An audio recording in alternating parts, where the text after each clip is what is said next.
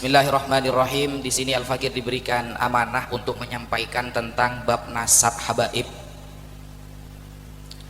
Sebenarnya Ustadz Ahmad salah ngundang saya ini. Saya tidak bisa ceramah Ustadz, kalau debat bisa.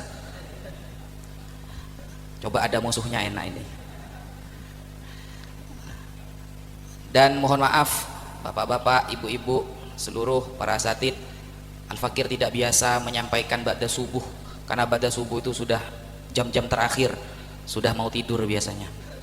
Karena dari kemarin belum tidur sama sekali. Dari kemarin siang takut ketiduran, barusan belum tidur. Jadi sholat tahajudnya ada ngambil sunnah tidur dulu. Akhirnya langsung menggugurkan kewajiban saja. Dan di sini Al-Fakir kira insya Allah semuanya sudah paham tentang nasab habaib. Jadi bagi yang tidak percaya, tafadhol, bahwa habaib itu bukan keturunan Nabi, silahkan. Bagi yang percaya, alhamdulillah. Yang percaya berarti mengikuti pendapat para ulama. Yang tidak percaya mengikuti salah satu oknum orang Banten, gitu saja ya. Nggak repot ya. Karena kata para ulama, at-ta'nu fil ansab, mencaci maki nasab orang lain itu bisa menyebabkan orang itu jatuh pada kekafiran. Al-Imam Al-Munawi dalam kitab Faidul Qadir menerangkan, maksudnya mencaci nasab orang lain yang menyebabkan kafir itu binahwil qadah fi nasabiman thabata fi zahiri syar'i. Berani mencaci maki nasab orang lain yang secara zahir nasabnya sudah ditetapkan oleh syariat. Kalau ini dilanggar bisa kafir. Percaya monggo, tidak percaya monggo.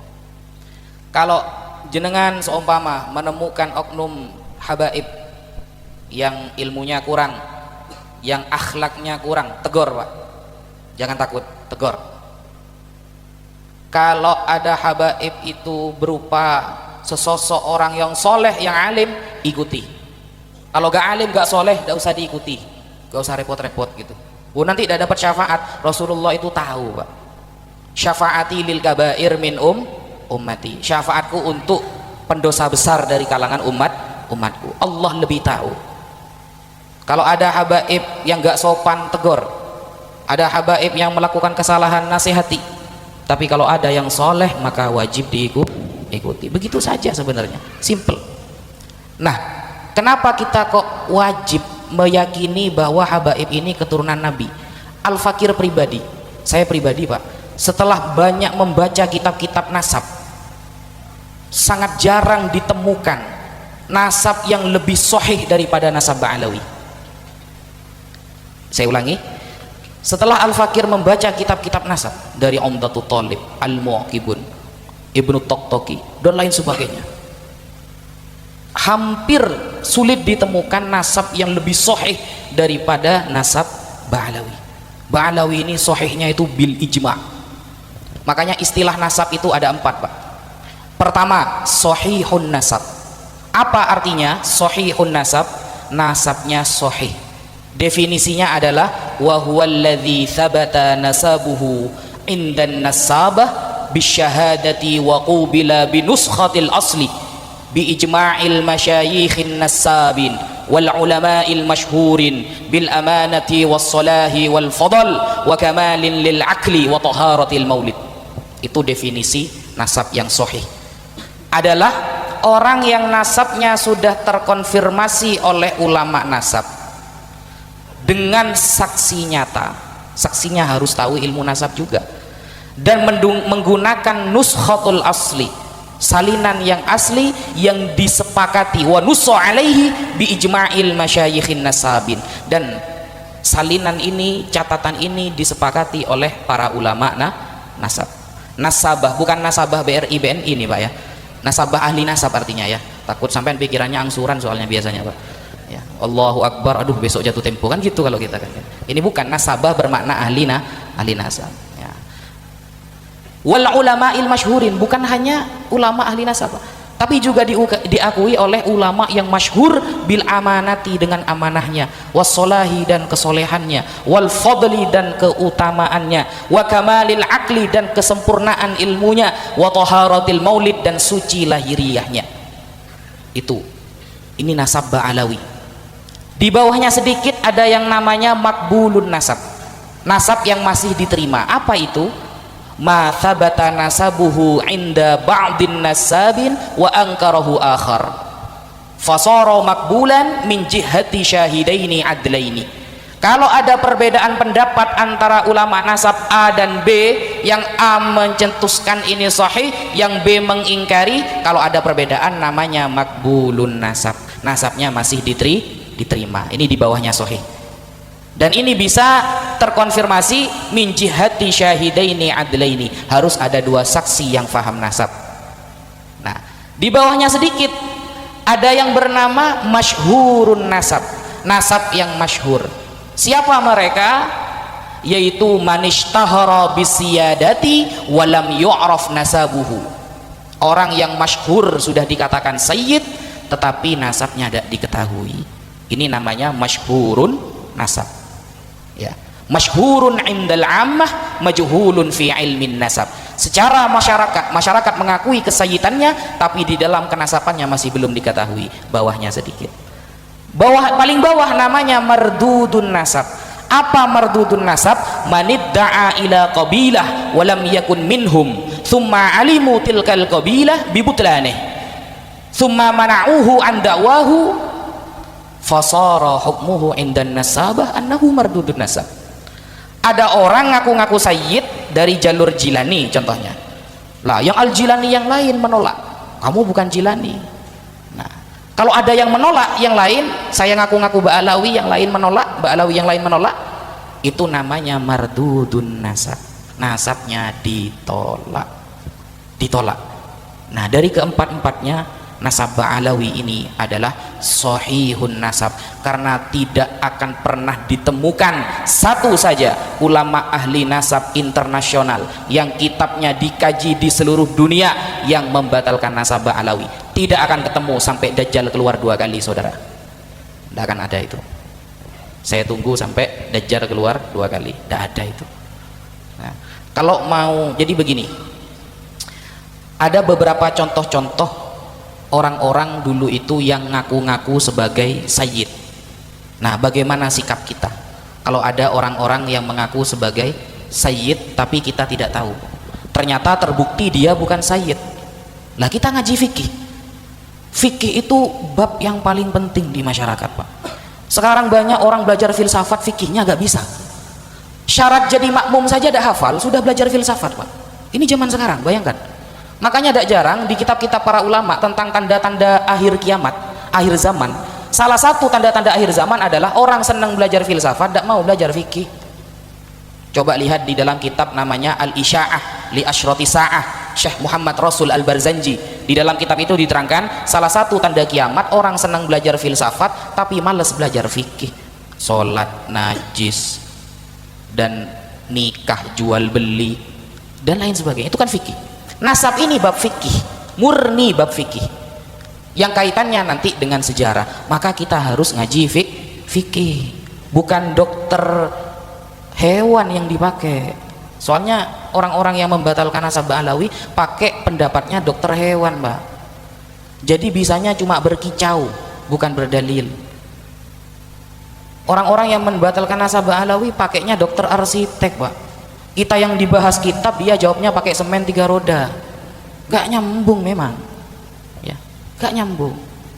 Nah, karena ini kajian fikih, maka siapa yang menjadi al-faqih? Yaitu Al-Imam Ibnu Hajar Al-Haytami. Kalau kita sering ikut bahsul masail namanya, Pak, ya, di pondok itu membahas suatu masalah, itu kalau kita dengar namanya Imam Ibnu Hajar Al-Haytami, kita itu sebagai santri taslim, Pak, percaya. Kenapa? Gelar beliau adalah al-faqih, yang ahli fikih di dalam mazhab Syafi'i. Nah, sekarang Imam Ibnu Hajarnya diragukan ilmunya, Pak. Ini bukan basul masail, nyari masalah beneran ini. Ya. Dulu di pesantren kalau sudah saya dengar qaulan Nawawi fil Majmu', Imam Nawawi berkata dalam kitab Al-Majmu', saya akan mengatakan salimna, saya taslim, selesai. Imam Nawawi, Pak. Sekarang Imam Nawawinya yang dikritik, Pak. Ikan ruwet kan ya. Bisa jadi Imam Ibnu Hajar tidak teliti tentang nasab. Kalau Imam Ibnu Hajar aja bisa jadi, apalagi dia, gitu loh. Bayangkan, ketika Imam Ibnu Hajar menulis qala as-sayyid Abu Bakar al-Idrus al-Adni, nah, secara jelas dalam kitab sahabatnya itu, Abu Bakar Al-Idrus. Al-Idrus ini marga Ba'alawi. Wow, bisa jadi Imam Ibnu Hajar ini orangnya kurang teliti karena beliau lebih fokus ke masalah sholat, tidak fokus masalah nasab. Kalau Imam Ibnu Hajar saja tidak fokus, apalagi dia, Pak. Ini Ibnu Hajar beneran yang mengkritik ini, anaknya batu ini berarti. Ya. Ini ulama tingkat nasional sekarang sudah mulai dikritik, Pak, gitu. Makanya betul kata Rasulullah itu bahwa salah satu tanda kiamat itu hilangnya ilmu, dan hilangnya ilmu dengan wafatnya para ulama. Yakbitul ilmah biqabdil ulama hatta idza lam yubqi aliman. Kalau sudah di dunia ini enggak ada orang alim, ittakhadhan nasu ru'usan juhala. Orang masyarakat akan mengangkat orang-orang bodoh menjadi kiai, mengangkat orang bodoh menjadi ustadz. Fasu'ilu fa'aftau bighairi ilmin. Mereka ditanyakan masalah hukum, menjawab tanpa ilmu. Fadallu wa adallu, maka sesat dan menyesatkan. Makanya Al-Imam Al-Ghazali punya kitab namanya Ayyuhal Walad. Beliau itu menerangkan ada 3 penyakit yang gak ada obatnya, Pak. Yang pertama adalah orang yang benci kepada kita karena hasud, dengki. Nah, ini gak ada obatnya, Pak. Betul kata Imam Ghazali ini, orang kalau benci kepada kita karena hasud, tidak ada obatnya itu, Pak. Semakin Anda benar, semakin salah menurut dia. Kita mau pakai dalil dari A sampai Z, tambah salah menurut dia. Ini orang kalau sudah benci kepada kita karena iri, dengki, semakin kita benar maka semakin salah. Itu. Yang kedua apa? Ahmak, kata Imam Ghazali. Ahmak ini gak ada obatnya, kata Imam Ghazali. Syekh Hasan itu madhab Syafi'i mengatakan berbeda antara jahil dan ahmak. Al jahil yata'allam wal ahmak yunakishu bil batil. Kalau orang jahil, bodoh, dia mau belajar. Kalau ahmak, dungu, dia akan selalu membela kebatilan. Itu perbedaannya. Ghazali baru belajar sudah mengkritik ulama yang kelas kakap. Itu ahmak, Pak. Gak ada obatnya itu. Cuma hidayah obatnya itu, Pak. Cuma hidayah. Mau disampaikan pendapat ulama ada, diterima. Ya, jadi kalau memang punya masalah dengan para habaib, oknum-oknum para habaib, selesaikan dengan oknum tersebut. Bukan malah menyerang nasabnya habaib semuanya batal. Andaikan seluruh ulama di dunia mengakui nasab habaib, saya tetap membatalkan. Ibnu Sarman ini kata saya. Ya. Seluruh umat dunia. Saya ingat waktu baca Sulam Taufik itu ya. Tahu kitab Sulam Taufik, Pak? Kecil, Pak, gitu. Di dalam kitab itu kan dikatakan bahwa nanti di akhir zaman banyak orang murtad gara-gara perkataannya, dia tidak sadar kalau dirinya murtad gara-gara perkataannya itu. Termasuk contoh perkataan yang membuat murtad kalau di Sulam Taufik itu ya. Contoh, kita mengatakan begini. Andaikan Allah mengubah arah kiblat ke utara, saya tidak akan taat, tetap ke arah barat. Nah, itu murtad itu. Coba baca di Sulam Taufik itu, Pak.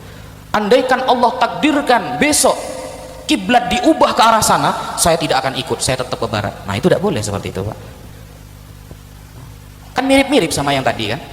Andaikan seluruh ulama di dunia mengsohihkan, maka saya tetap membatalkan. Ya urusan lo lah, ya terserah lah itu. Tapi ya gak apa-apa sih. Maksudnya kita ini sedang melawan orang-orang yang hebat, Pak. Gurunya saja mainnya malaikat yang dimarahi itu, Pak. Saya dah habis pikir, saya itu menyesal saya nantang debat dulu. Kenapa? Saya gak tahu kalau gurunya ternyata mainnya itu sama malaikat, Pak. Tahu gitu saya gak nantang debat saya dulu.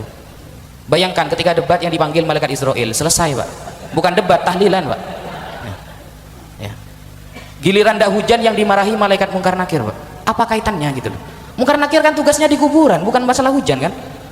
Kalau ada acara terus hujan, yang saya marahi, yang saya kejar Mungkar Nakir. Ya Mungkar Nakir mungkin jawab, Pak, masalah gue apa guys, kan gitu ya, gak nyambung. Mungkar Nakir setahu kita kan tugasnya di kuburan kan, bukan masalah hujan. Wajar kalau gurunya yang dilawan malaikat, muridnya yang dilawan ulama, sanadnya sambung itu, Pak. Nyambung gitu, gak akan bisa. Kalau sudah seperti itu mau diajak Basul Masail itu membahas sebuah masalah fikih ketika para ulama sudah mengatakan A, B, C, kemudian kita mengilhakkan contohnya, selesai masalahnya. Bukan ulamanya yang dikritik, bukan. Jadi ini sudah fitnah akhir zaman. Sama dengan pondok pesantren Pak, pondok pesantren Lirboyo seumpama ada satu santri Lirboyo yang melanggar syariat, apakah pesantren Lirboyo salah semua? Kan tidak Pak. Ada jamaah Masjid Al-Mukhlisin, ada satu yang pernah melanggar syariat, apakah semua jamaah di sini berarti ahli maksiat? Kan tidak. Kalau ada satu dua oknum Habib yang mungkin kurang belajar sehingga pendapatnya sering salah, apakah berarti seluruh habaib di dunia salah? Kan tidak gitu konsepnya Pak, gitu. Dan memang harus kita akui,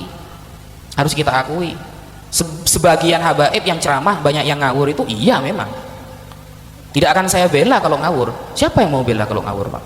Gitu. Yang salah secara fikih banyak, yang muda-muda biasanya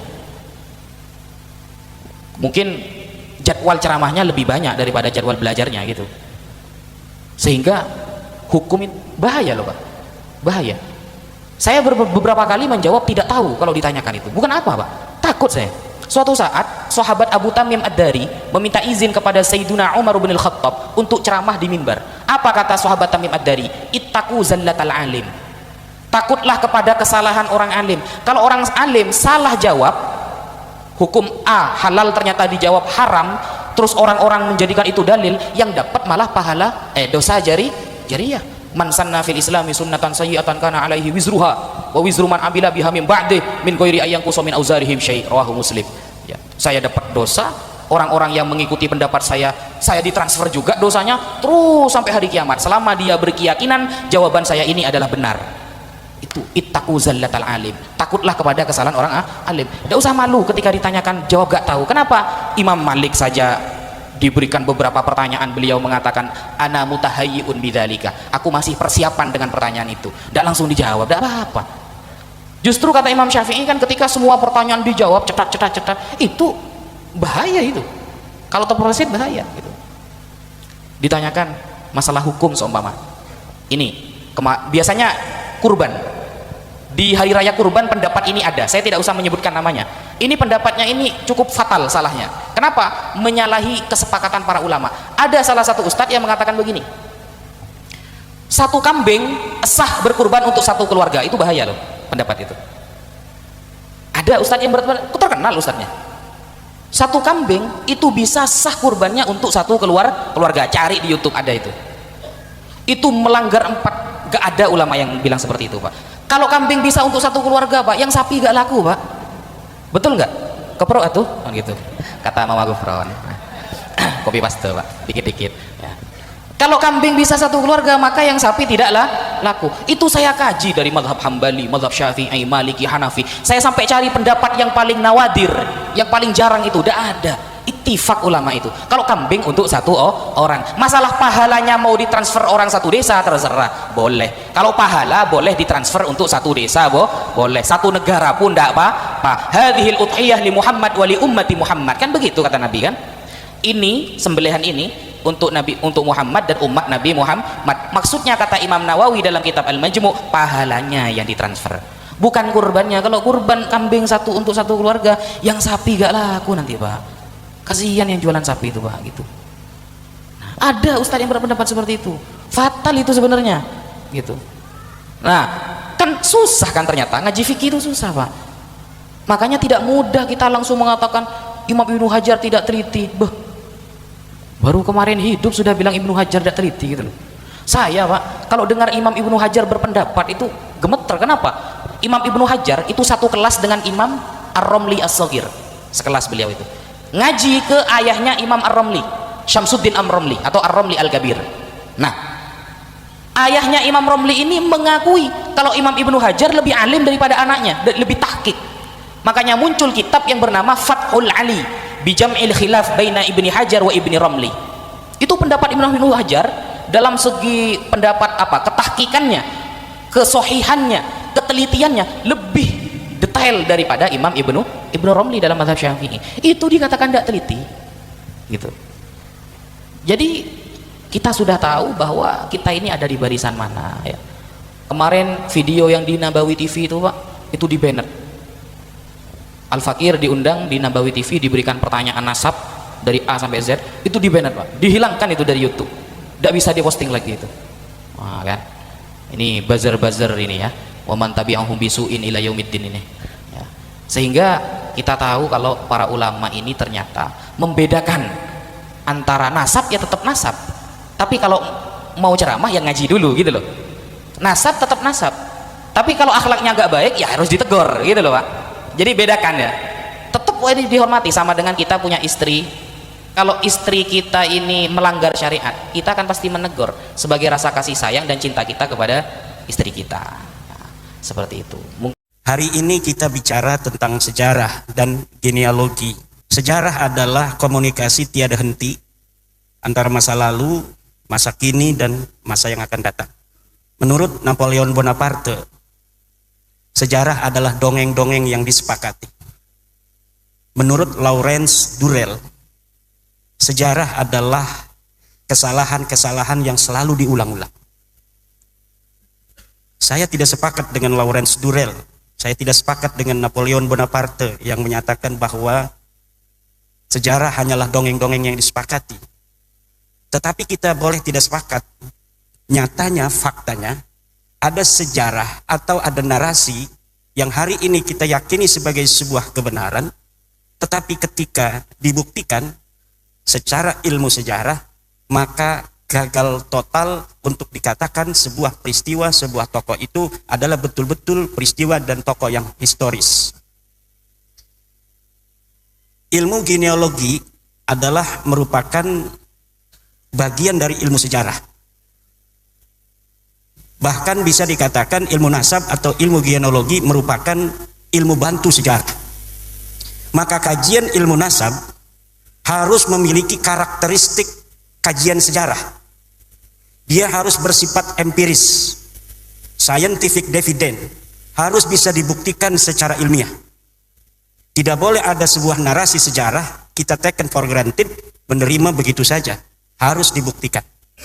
Tidak boleh ada sebuah pengakuan nasab yang bersimultan pengakuan ini dengan privilege tertentu, baik secara sosial antropolog maupun secara paham keagamaan dari tafsir yang dapat diterima. Ketika ada susunan nasab umpama tentang baginda Nabi, dia mengaku merupakan bagian dari keturunan baginda Nabi besar Muhammad SAW, maka kita harus uji di meja saintifik, harus dibuktikan secara ilmiah berdasarkan metodologi kajian ilmiah sejarah yang dapat diterima bersama, bukan hanya diterima oleh ahli nasab, tapi juga logika kebenarannya dapat diterima oleh semua orang. Saya kecil-kecilan mengkaji nasab orang yang mengaku keturunan Nabi di Indonesia dari klan Ba'alawi yang selama ini mengaku sebagai keturunan daripada baginda Nabi besar Muhammad SAW. Saya gunakan prosedur di dalam kajian penelitian sejarah. Yang pertama adalah heuristik. Saya kumpulkan sumber-sumber sejarah, sumber-sumber yang membantu penelitian saya di dalam bagaimana menguji kebenaran sebuah tesis pengakuan berdasarkan silsilah-silsilah urutan nasab yang ada bahwa dia merupakan keturunan Nabi, baik dari manuskrip zaman masa lalu sesuai dengan zamannya maupun dari kitab-kitab yang sudah dicetak. Kemudian saya melakukan verifikasi sumber. Saya kritik, saya verifikasi validitas dan orisinalitasnya. Kemudian saya pilah mana sumber yang primer. Adakah sumber yang langsung ditulis oleh orangnya atau ditulis oleh orang lain tetapi dia pernah bersama dengan orang-orang yang ditulis dengan nasab itu, atau sumber itu tidak sezaman tetapi masih begitu dekat yang dapat melacak sebuah kebohongan apabila apa yang dikatakan sebelumnya adalah merupakan sebuah kebohongan. Setelah mengadakan verifikasi dan memilah, kemudian saya melakukan interpretasi sumber. Dari data-data yang saya ambil dari sumber-sumber itu, saya interpretasikan sehingga kemudian memunculkan sebuah kesimpulan sejarah, historiografi, bagaimana sebenarnya kedudukan dari nasab Ba'alawi tersebut. Dan inilah hari ini yang akan saya sajikan kepada Anda semua.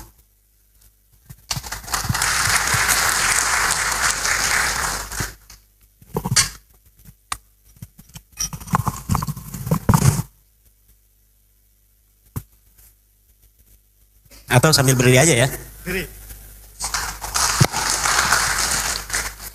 Kaum Ba'alawi yang kita kenal di Indonesia dengan istilah Habib mengaku sebagai keturunan Nabi Muhammad SAW melalui jalur Ahmad bin Isa bin Muhammad An-Naqib bin Ali Al-Uraidi bin Ja'far Shadiq bin Muhammad Al-Baqir bin Ali Zainal Abidin bin Husain bin Fatimah Zahra bin Kanjeng Nabi besar Muhammad SAW.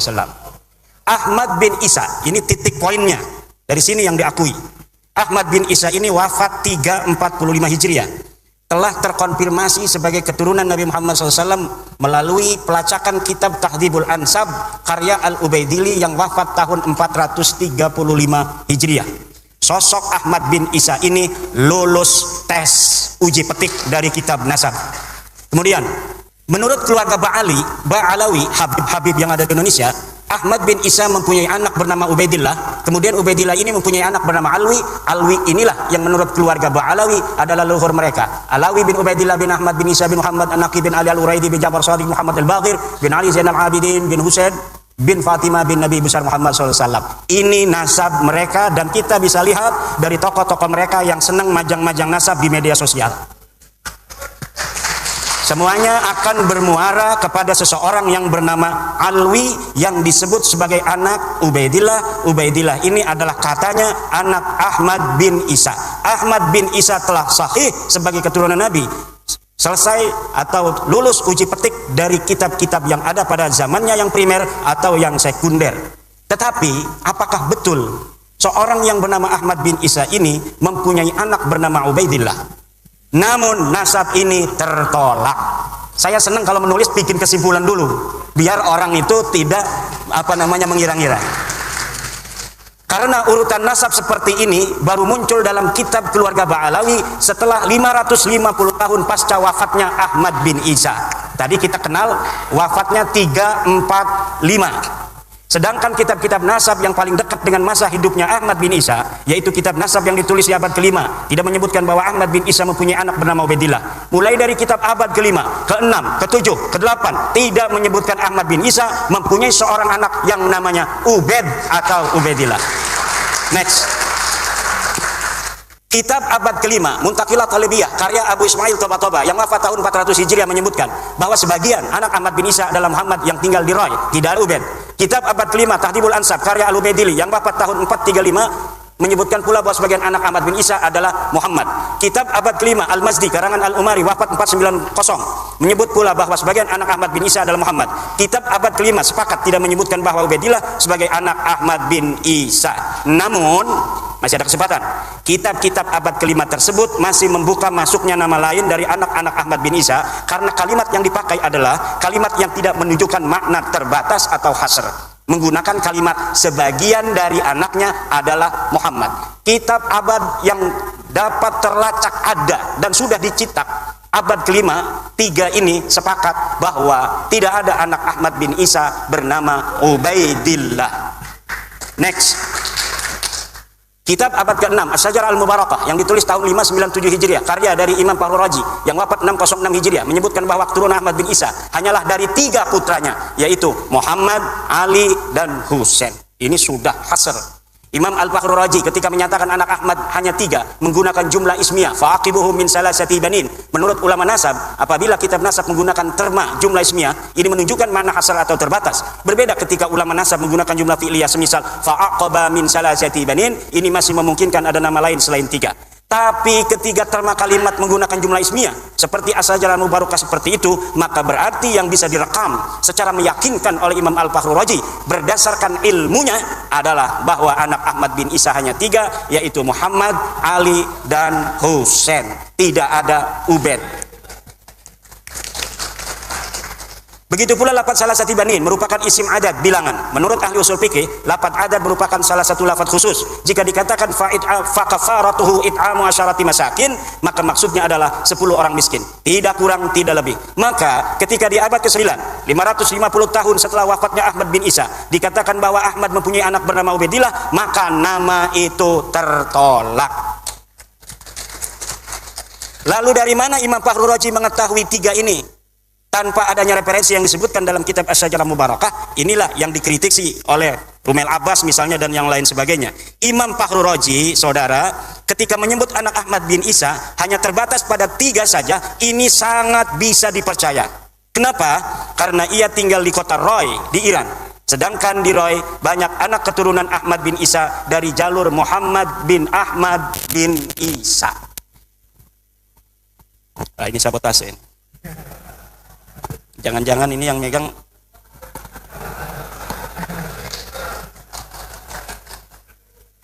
ini ada al-alnya enggak namanya nih? Al-anu gitu.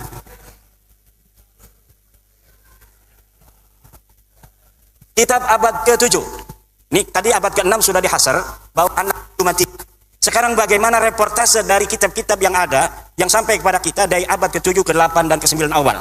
Kitab abad ke-7 Al-Fahri, karangan Imam Al-Marwazi yang wafat 614 Hijriah, juga tidak menyebut nama Ubaidillah sebagai anak Ahmad bin Isa. Ia hanya menyebutkan bahwa sebagian anak Ahmad bin Isa adalah Muhammad. Kitab abad ke-8 Al-Asili, karya At-Taqtaqi, yang wafat 709 Hijriah menyatakan bahwa sebagian anak Ahmad bin Isa adalah Muhammad. Kitab abad ke-8 As-Sabatul Musan, karya Ibnu Al-Araj Al-Husaini, yang wafat 787 Hijriah menyatakan bahwa sebagian anak Ahmad bin Isa adalah Muhammad. Kitab abad 9 Umdatul Talib, karya Ibnu Inabah, yang wafat tahun 828 Hijriah menyatakan bahwa sebagian anak Ahmad bin Isa adalah Muhammad. Maka ada 8 kitab nasab yang sudah saya sebutkan yang membentang mulai dari abad ke-5, ke-6, ke-7, ke-8 dan ke-9 awal sepakat bahwa Ahmad bin Isa tidak mempunyai anak bernama Ubaidillah, dan di abad ke-6 sudah dihasar bahwa anak Ahmad bin Isa hanya 3. Maka masuknya nama Ubaidillah sebagai anak Ahmad bin Isa tidak bisa dianggap sah.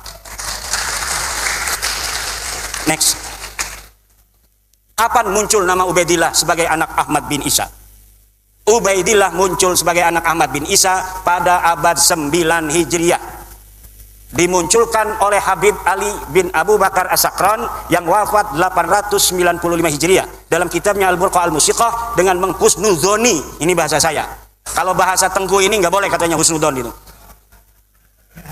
Nama Abdullah yang ada pada As-Suluk sebagai Ubaidillah. Ceritanya ada kitab sejarah yang menyebutkan sebuah silsilah dari seorang ahli hadis yang bernama Ali, Abu Hasan Ali bin Muhammad, terus binnya kemudian dia bin Abdullah bin Ahmad bin Isa.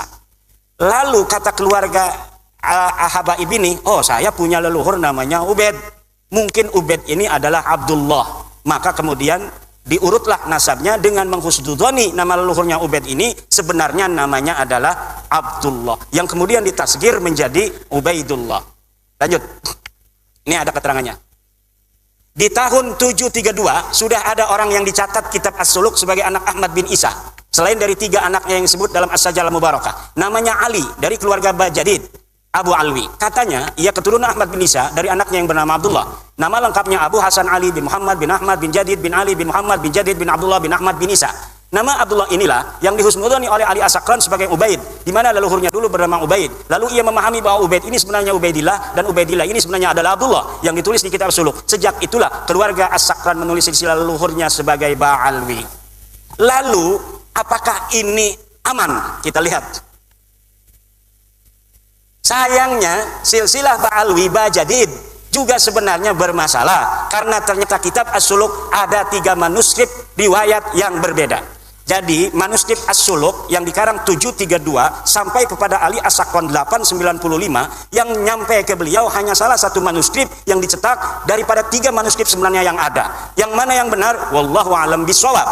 Yang jelas ad-dalilu idza tarakahul ihtimalu saqata bihil istidlal. Sebuah dalil apabila telah masuk di dalamnya ada kemungkinan ihtimal yang tidak qat'i, maka dia tidak boleh dijadikan lagi sebagai dalil. Manuskrip pertama silsilah jadid terdapat dalam manuskrip di Paris berangkat tahun 810 Hijriah. Manuskrip itu menyebutkan bahwa Abu Hasan Ali bin Muhammad bin Ahmad bin Hadid bin Ahmad bin Isa. Tidak ada nama Abdullah. Sedangkan tadi Ali As-Sakran menyambungkan nasabnya kepada Ahmad bin Isa melalui Abdullah karena dia punya leluhur yang namanya Ubaid, kemudian dihusnudhoni sebagai Abdullah. Sekarang Abdullahnya di sini di dalam manuskrip Paris ini tidak ada. Lalu bagaimana? Ya putus, rungkad. Nah ini ada manuskrip dari Parisnya.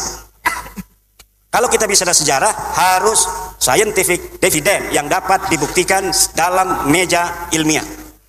Dari manuskrip ini Bagaimana seorang Abu Hasan Ali yang disebut As-Suluk, wafat tahun 620 Hijriah.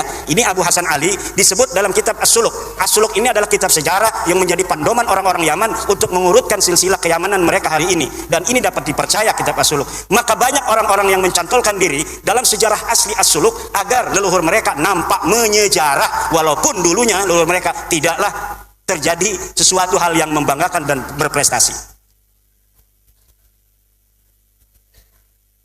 Hanya menjadi urutan kelima dari nasab Ahmad bin Isa. Saya ulangi, dari manuskrip ini bagaimana seorang Abu Hasan Ali yang disebut As-Suluk wafat 620 Hijriah hanya menjadi urutan kelima dari nasab Ahmad bin Isa yang wafat 340 Hijriah. Berarti setiap generasi baru mempunyai anak di umur 55 tahun, dan ini tidak masuk akal dalam ilmu genealogi, di mana setiap generasi dengan generasi berikutnya berjarak lahir dan wafat rata-rata harusnya 33 tahun. Dan dengan manuskrip ini cantolan Habib Ali As-Sakran menjadi bias dan tidak sah. Karena apa? Karena Habib Ali As-Sakran mencantolkan keluarganya ke Ba'alawi karena ada nama Abdullah yang disebut As-Suluk, sedangkan di dalam manuskrip As-Suluk versi Paris ini Abdullahnya aya. Silakan. Next. Manuskrip kedua As-Suluk silsilah jadid adalah Abu Hasan Ali bin Muhammad bin Ahmad bin Hadid bin Abdullah bin Ahmad bin Isa. Dalam manuskrip 2 ini nama Abdullah memang ada, namun jumlah nama hanya 6. Ada tambahan nama Abdullah dari versi manuskrip yang pertama. Perkiraan jarak wafat dan lahir antara nama-nama itu 45 tahun, walau lebih muda dari manuskrip sebelumnya, tetapi tidak masuk akal. Ditambah dari sini dipahami bahwa nasab Bajadid ini mudhoribah, berubah-ubah, yang menunjukkan bahwa nasabnya ada masalah, sulit untuk dikatakan sahih.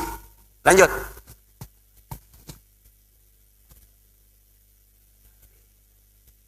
Manuskrip 3 As-Suluk.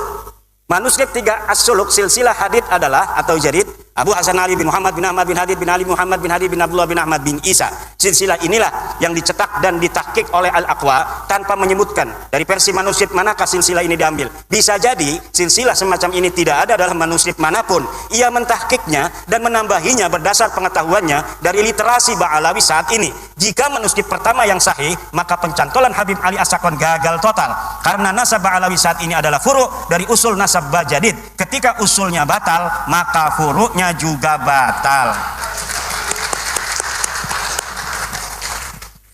Ini penting dan belum diungkapkan siapapun. Keluarga As-Sakran bukan Ba'alawi. Nampaknya kitab As-Suluk karya Imam Al-Janadi wafat 732 Hijriah adalah kitab sejarah yang menjadi pegangan latar belakang konstruksi nasab Ba'alawi dan sejarahnya. Nasab dan sejarah Ba'alawi yang ahistoris disusun sedemikian rupa menggunakan latar belakang sejarah yang terdapat dalam kitab As-Suluk. Penulis yakin secara ilmiah bahwa keluarga As-Sakran sebelumnya tidak dikenal dengan nama Ba'alawi. Nama Ba'alawi keluarga As-Sakran itu dikenal setelah kitab Al-Burqah dan kitab Al-Jauharus Safaf ditulis, yaitu milik Habib Abu Bakar As-Sakran dan Imam Al-Khatib. Seperti film fiksi sejarah Arya Kamandanu yang skenarionya ditulis berlatar belakang sejarah Majapahit. Ada orang namanya Ba'alawi dulu, ada silsilahnya ditulis dalam kitab sejarah. Lalu orang yang abad 9 mengatakan, itu leluhur saya itu. Sejak itulah dia menggunakan nama yang ada dalam kitab itu untuk keluarga dia dan keturunannya. Next. Ini versi ilmiah ya, interpretasi dari sumber-sumber yang kita dapatkan. Perhatikan kitab An-Nabhah Al-Ambariyah. Ini kitabnya. Setiap saya ngomong kitab saya tidak sebutkan, tetapi ada foto dari kitab dan halamannya. Perhatikan kitab An-Nabhah Al-Ambariyah karya Muhammad Kazim bin Abil Futuh wafat 880 Hijriah. Dalam kitab itu di halaman 53 disebutkan bahwa Banu Abi Alwi adalah Abu Alwi bin Abil Jadid bin Ali bin Muhammad bin Ahmad bin Jadid. Dalam kitab itu, ulama yang hidup di abad 9 dan tinggal di Yaman sama sekali tidak menyebut nama-nama keluarga Ali As-Sakran yang ada pada masa itu atau sebelumnya, seperti Faqih Muqaddam Muhammad Sohaib Mirbat sebagai Ba'alawi. Ia hanya menyebut keluarga Jadid. Padahal pengarang kitab An-Nabhah Al-Ambariyah ini hidup semasa dengan Ali As-Sakran. Kalau pada masa itu dan sebelumnya keluarga Habib Ali As-Sakran dikenal sebagai Ba'alawi, tentunya Muhammad Kadzim akan menulis contoh-contoh Ba'alawi selain dari Jadid disebutkan, yaitu dari keluarga-keluarga Faqih Muqaddam dan sebagainya. Ini membuktikan bahwa keluarga Ba'alawi yang terkenal itu hanyalah dari keluarga Jadid. Keluarga Ali As-Sakran dan leluhurnya sebelumnya bukan keluarga Ba'alawi. Jika keluarga As-Sakran dikenal dengan nama Ba'alawi, tentu Abil Putu yang hidup sejaman dengan As-Sakran akan menyebut minimal satu nama yang mengindikasikan bahwa keluarga As-Sakran adalah bagian dari Ba'alawi. Perhatikan kitab An-Nafa Al-Ambariyah halaman 53, di sini nggak kelihatan, silakan di Google saja. Next. As-Sakran hanya bisa menyebut dua nama keluarga Jadid. Habib Ali As-Sakran yang mengatakan bahwa Jadid yang ada dalam kitab sejarah itu As-Suluk adalah saudara dari Alwi, leluhur dia. Hanya bisa menyebutkan dua nama keluarga Jadid. Dua nama itu persis sama dengan yang disebut kitab As-Suluk, yaitu Abu Hasan Ali dan Abdul Malik yang berketurunan di India. Jika Jadid adalah betul-betul saudara Alwi, leluhurnya yang ditulis, dan ini pun saya yakin tidak ada orangnya, tentu akan banyak nama-nama selain keduanya yang diketahui Ali As-Sakran. Tapi mengapa As-Sakran seperti orang asing di keluarga Bajadid hanya mengetahui dua nama dari keluarga Bajadid yang diketahui dari kitab As-Suluk, yang bukan hanya diketahui oleh dia, kita juga mengetahui bahwa keluarga Jadid mempunyai dua nama yang tertulis dalam sejarah, yaitu Abu Hasan Ali dan Abdul Malik. Apa bedanya saya dengan dia? Sama-sama mempunyai dua nama saja, padahal dia mengaku sebagai keluarga besarnya. Silakan. Makam Ahmad bin Isa ditemukan setelah 602 tahun. Ahmad bin Isa yang wafat tahun 345 Hijriah, makamnya hari ini berada di Husaisah. Lalu apakah makam itu sudah dikenal sejak tahun wafatnya itu, yaitu 345? Al-Janadi 732 Hijriah tidak merekam adanya makam Ahmad bin Isa, padahal ia sejarawan yang rajin mencatat nama-nama makam yang dijarahi dan dianggap berkah. Artinya pada tahun 732 Hijriah itu makam Ahmad bin Isa belum dikenal seperti saat ini. Telah berjarak 387 tahun sejak wafatnya, makam Ahmad bin Isa belum dikenal orang. Ini dalam reportase As-Suluk yang rajin jarahin makam, tetapi dia mencatat nama makam-makam lain, tidak mencatat nama Ahmad bin Isa yang katanya sudah wafat 345 Hijriah di Yaman. Ini orang Yaman, Al-Janadi. Syekh Ahmad bin Hasan Muallim menyatakan, tidak ada dalam sejarah Yaman makam diagungkan yang di atasnya ada mashhad dan masjid sampai separuh abad 5, kecuali yang disebut sebagai Masjid Syahidain di San'a, Al-Kuburiyah fil Yaman 176. Lalu kapan berita bahwa Ahmad bin Isa ini dimakamkan di Husaisah? Berita awal yang didapatkan adalah Ba Makhromah 947 Hijriah. Dalam kitabnya Qaladatun Nahar fi Wafayat A'yanid Dahr disebutkan bahwa makam Ahmad bin Isa di Husaisah. Qaladatun Nahar fi Wafayat A'yanid Dahr 2/518 Asy-Syamilah. Berarti berita bahwa Ahmad bin Isa dimakamkan di Husaisah baru setelah 602 tahun setelah wafatnya Ahmad bin Isa. Kitab tersebut pula menyebutkan bahwa keyakinan makam Ahmad bin Isa di Husaisah itu karena Habib Abdurrahman bin Muhammad berziarah di situ dengan isyarah adanya cahaya yang nampak di atas sananya. Jadi ditemukannya makam itu setelah ratusan tahun bukan karena adanya kitab sejaman yang menyebutkannya, tetapi berdasarkan isyarah spiritual. Diceritakan di situ bagaimana cara menemukannya, yaitu dengan meminta doa kemudian melihat cahaya. Ada cahaya di situ maka ditetapkanlah makamnya di situ. Dan sekarang banyak terjadi seperti itu, makam-makam baru yang dulunya kita tidak mengetahui pernah ada makam di situ, kemudian sekarang ada makam. Ini masih mending, tidak merampok siapa-siapa, dia hanya berbohong. Makamnya sudah ada namanya, kemudian namanya dibelokin kemana-mana, tidak sesuai dengan tradisi riwayat dari keluarganya sendiri.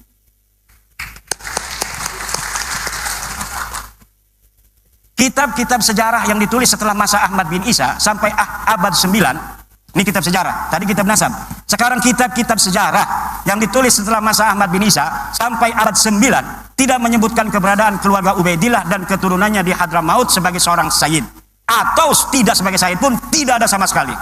Kitab-kitab apa saja? Tarikh Musallam Al-Lahaji wafat 545 Hijriah, belum dicetak, tapi manuskripnya saya punya. Tidak ada nama Ubaidillah dicatat di dalam kitab itu, dan tidak ada keterangan bahwa Ahmad bin Isa pernah hijrah ke Yaman dari Irak. Tabaqat Ibnu Samurah wafat 586 Hijriah. Tarfatul Ashab. Nah ini Ibnu Samurah sering sekali namanya dicatut dalam kitab-kitab Ba'alawi semacam Samsud Dhahirah dan kitab-kitab yang lainnya, Al-Ghurar, kemudian kitab Hidmatul Ashirah, bahwa Ibnu Samurah pernah mengisbat silsilah nasab Ba'alawi pada masanya. Tetapi ketika kitabnya yang bernama Tabaqatul Fuqaha, saya cari dari awal sampai akhir, tidak ada satupun Ibnu Samurah menyatakan bahwa dia mengisbat nama keluarga Ba'alawi sebagai sayyid, apalagi mengisbat, menyebut nama dari satu keluarga Ba'alawi pun tidak ada. Next. Kesimpulan, para habaib yang sekarang kita kenal bukanlah keluarga Ba'alawi yang dikenal di abad 7 dalam kitab-kitab sejarah. Keluarga Ba'alawi adalah keluarga Jadid yang disebut dalam kitab As-Suluk 373 732 Hijriah yang terputus dari Nabi Muhammad SAW karena Abdullah bukanlah anak Ahmad bin Isa. Para habaib nasabnya terputus dari Nabi Muhammad SAW karena Ubaidillah bukanlah anak Ahmad bin Isa. Jadi Ba'alawi sendiri yang ada dalam kitab itu tertolak sebagai keluarga Nabi karena Abdullah bukanlah anak dari Ahmad bin Isa berdasarkan kitab-kitab abad ke-6 dan abad ke-5. Kemudian ada orang nyantol kepada nama itu. Ya, yang dicantolnya itu rungkad, dianya ikut rungkad. Pengakuan keluarga habaib sebagai keturunan Nabi baru mulai abad 9 oleh Habib Ali As-Sakran dalam Al-Burqah dan atau Abdurrahman Al-Khatib 855 Hijriah dalam Al-Jauhar Asy-Syafaf. Ini jarang saya ambil namanya Al-Khatib, walaupun hidup bareng. Dia adalah Al-Khatib ini murid dari kakeknya Ali Habib Ali As-Sakran, juga murid daripada ayahnya. Jadi walaupun dia bukan Ba'alawi, terindikasi subjektivitas itu ada karena dia hidup bersama Habib Ali As-Sakran. Dan kitab Al-Jauhar Asy-Syafaf ini belum dicetak sampai sekarang. Dia bagaikan sebuah kitab sakti yang tidak boleh dilihat oleh siapapun, tetapi sering diambil oleh kalangan Ba'alawi untuk membela nasabnya. Jadi kita tidak bisa untuk melihatnya, tetapi dia mengutipnya. Bagaimana sebuah dalil hanya bisa diketahui oleh mereka, kemudian didalilkan kepada kita tanpa kita bisa memverifikasi, tanpa kita bisa memvalidasi, tanpa kita tahu originalitasnya seperti apa. Jadi ini namanya senjata yang sangat canggih, yang bisa untuk membacok tapi kita nggak bisa melihatnya. Kitab-kitab yang lebih muda dari As-Sajarah Al-Mubarakah 606 yang menyebutkan bahwa Ba'alawi habaib tersambung nasabnya kepada Rasulullah tertolak karena hanya mengutip dari Al-Burqah dan Al-Jauhar kitab abad 9 Hijriah. Next. Terakhir, usaha yang perlu ditempuh habaib agar nasabnya tersambung. Saya kasih clue-clue. Seorang yang meneliti ya harus begitu kan. Kita bukan karena tendensi subjektivitas dan sebagainya. Enggak, kita ilmiah aja. Para pendukung nasab Ba'alawi habaib untuk tersambung nasab mereka harus menyajikan kitab yang lebih tua dari As-Sajarah Al-Mubarakah yang menyatakan bahwa 1. Ahmad bin Isa mempunyai anak bernama Ubaidillah, 2. Ubaidillah mempunyai anak bernama Alwi. Untuk bisa dikatakan bahwa para habaib sekarang ini tersambung kepada keluarga Ba'alawi, maka harus menyajikan kitab yang lebih tua dari As-Suluk yang menyebutkan bahwa Jadid mempunyai saudara bernama Alwi. Jika 3 pertanyaan itu tidak terjawab, dan yakin tidak akan terjawab kecuali bikin manusia palsu, maka para habaib bukanlah keturunan dari Nabi besar Muhammad sallallahu alaihi wasallam. Ada orang pemecah belah umat dengan alasan kajian nasab, kiai. Dengan alasan kajian nasab. Yang dipakai dalil siapa? Oh, begitu kita lihat kitabnya dia pakai teori-teori nasab dari kitab-kitabnya salah satunya Syekh Ibrahim bin Mansur. Syekh Ibrahim bin Mansur ini orang Saudi. Dia bukan sufi, akan tetapi dia ahli nasab. Saya sependek penelitian saya di dalam masalah ini, di abad ini atau di zaman ini, salah satu ulama yang paling detail bicara teori ilmu nasab, ya saya nggak bicara pencatatan nasab, teori ilmu nasab, itu diantaranya Syekh Ibrahim bin Mansur Al-Amiri. Dia salah satu min asyraf Makkah.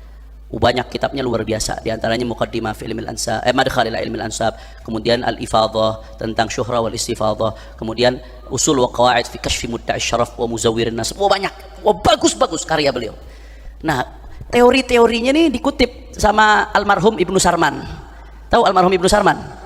Nah, udah dah, nggak usah panjang lebar dah. Ini majelis mulia, saya nggak mau memperkeruh majelis mulia ini dengan penyebutan yang kurang-kurang enak, saudara. Teori-teorinya dikutip secara sepotong-sepotong untuk memperkuat tesisnya dia, tesis. Padahal bukan tesis, clipping, saudara. Comot sono, comot sini jadi satu, itu namanya clipping. Kalau tesis itu diuji secara akademik, metodologinya diuji, kritik sumber diuji, sumber-sumber itu tesis baru. Kalau itu bukan tesis, itu dusta. Kalau nyebut tesis itu bohong. Lughatan wastilahan bohong. Secara bahasa, secara etimologi yang namanya tesis itu di KBBI bisa dilihat. Itu berkaitan dengan pendidikan akademik. Secara istilah terminologi juga begitu. Nah, dia ngutip nih pendapat-pendapatnya Ibrahim bin Mansur tentang teori-teori nasab. Dia pakai secara sepotong untuk nyerang nasab Ba'alawi, dijadikan dasar teorinya dia. Ternyata Ibrahim bin Mansurnya sendiri mengatakan Ba'alawi sahihun nasab, nggak ada keraguan sama sekali. Jadi kaidahnya dikutip, isbatnya dibuang. Akhirnya kemarin Gus Rumel Abbas datang nemuin Ibrahim bin Mansur masih hidup orangnya, mudah-mudahan Allah kasih panjang umur, sehat walafiat. Ditemuin, diwawancarain, ini gimana Syekh? Ada orang batalin nasab Ba'alawi, pakai kitab antum, dipakai teorinya. Apa katanya? Orang yang ngebatalin nasab Ba'alawi dengan model cara seperti itu karena nggak ada kitab abad keempat, nggak nyebutin, berarti nggak nyambung. Itu yang seperti itu pembatalan yang didasari karena kebodohan atas ilmu nasab, bahkan dikatakan jahil murokab, bodoh kuadrat, saudara. Itu yang ngomong begitu ulama yang dikutip sama bin Sarman. Terus lu mau apa lagi? Jelas atau tidak? Saya ada yang menarik.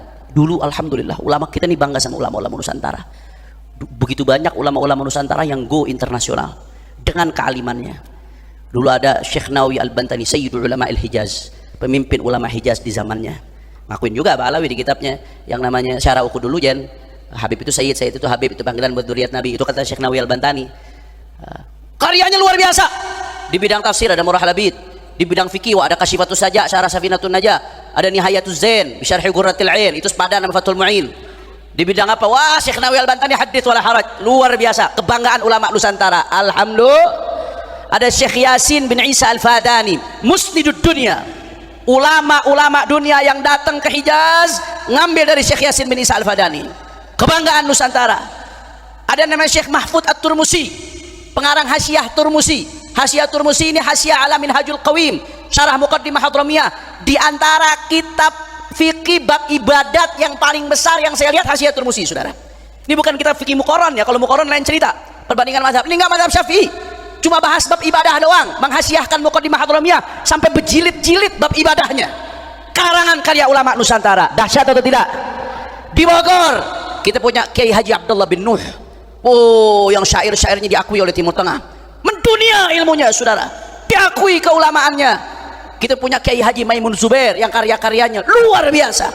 Dihormati oleh dunia Kiai Haji Maimun Zubair. Kita bangga.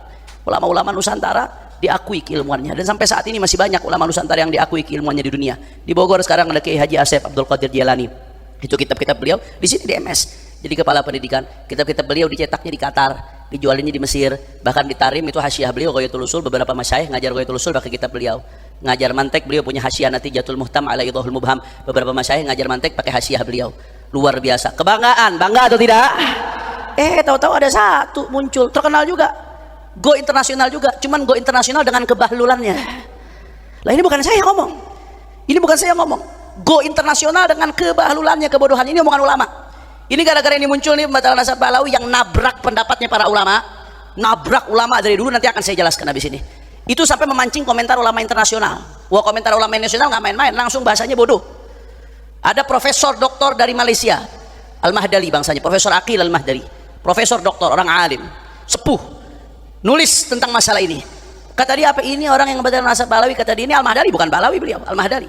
Kata dia, orang yang ngebatakan nasab Ba'alawi di Indonesia yang rame-rame ada yudha fi shaffil majanin, kata dia. Mestinya ditaruh di barisannya orang-orang gendeng, orang edan.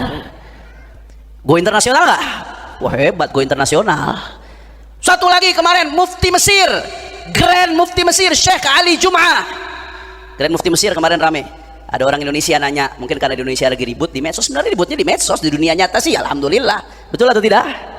Di medsos saja ributnya. Ada yang nanya ke Grand Mufti Mesir, Syekh ma ra'yukum fi nasabi Ba'alawi? Bagaimana menurut antum tentang nasabnya Ba'alawi? Apa kata Syekh Ali Jum'ah? Kata beliau, ini Grand Mufti Mesir mengatakan, nasab Ba'alawi tsabitun indana bil ijma'. Menurut kami nasabnya sah secara ijma', kata Grand Mufti Mesir nih. Malah had yushakkik fi abul tarikh, kata dia. Sepanjang sejarah enggak ada satupun yang meragukan, kata Grand Mufti Mesir.